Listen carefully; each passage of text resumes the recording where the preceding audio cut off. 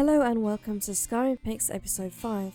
Before we begin, I'd like to say a massive thank you to those who have subscribed. Your support is appreciated. As always, we've got 5 great images by 5 talented Skygraphers. Now guys, I don't think we could go another week without featuring them. I mean, it just wouldn't be right. They always make such an effort to get noticed, flying around, seldom landing, forcing us to stare at their shiny scales with our bows drawn, spinning in circles and squinting our eyes at mountaintops. So here we have it. This week's theme is dragons. First up, we have Sure Stone by Electric Sheep. The first word that pops into mind is sun-kissed. The lighting in this image is remarkable. Not only is the sky beautifully tinted with yellow, the mountain peaks are almost on fire with gold. This certainly resembles the golden hour photographers and filmmakers love so much, a time shortly after sunrise or before sunset when daylight is redder and softer than when the sun is higher in the sky. Despite this clever replica of the golden hour, despite the sharp and burning mountaintops, despite the dense clouds dancing in the soft sunlight, there is one thing that crowns this image. You guessed it, it's the very menacing and awesome looking dragon in the foreground. His head is lowered as though he is concentrated on his subject. His wings are straight, perhaps he is mid-glide.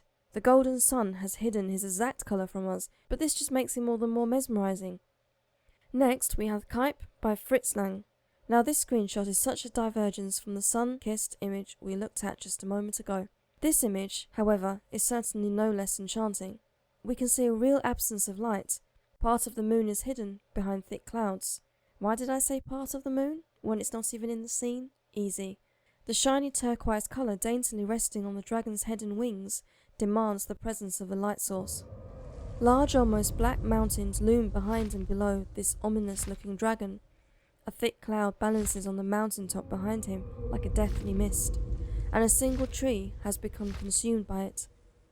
The dragon in this image appears to be flying solo through the night sky, not chasing anything, not going anywhere in particular, just basking in the darkness. Our third image is Dragon by Tjdgh. Now, as dragon slayers, we're used to seeing them disintegrate into a skeleton, and yet this image still manages to capture something new.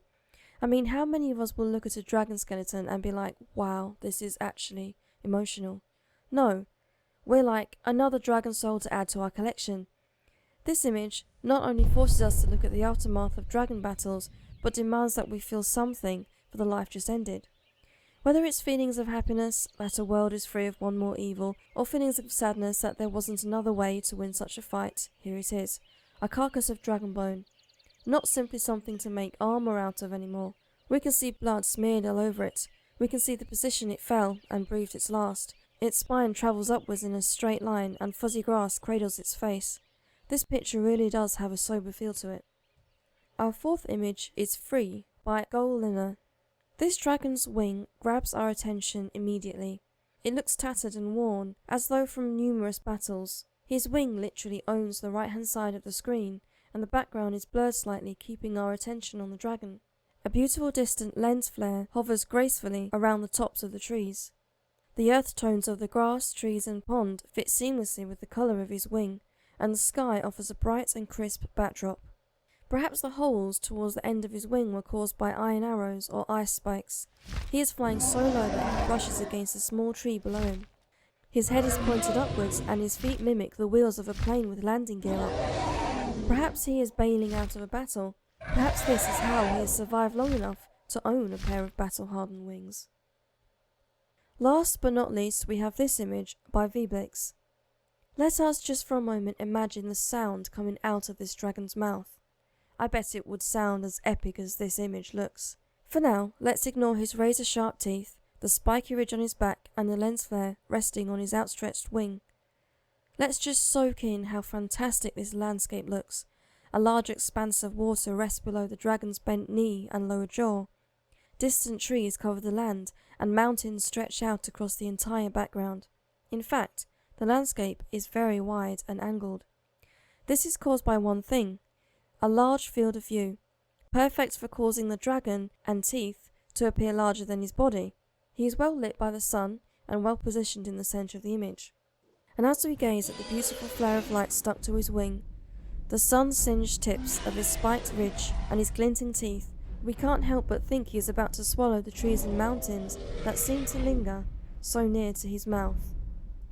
This is definitely one dragon you'd better be prepared for. That's it for this week. As always, please find the Skygraphers linked in the description, and if you love their images like I did, endorse them. Also, if you enjoy Skyrim Pix, please like and subscribe. I'm always open to suggestions on themes and ideas. Please let me know in the comments section below, and I'll see you all next week with episode 6.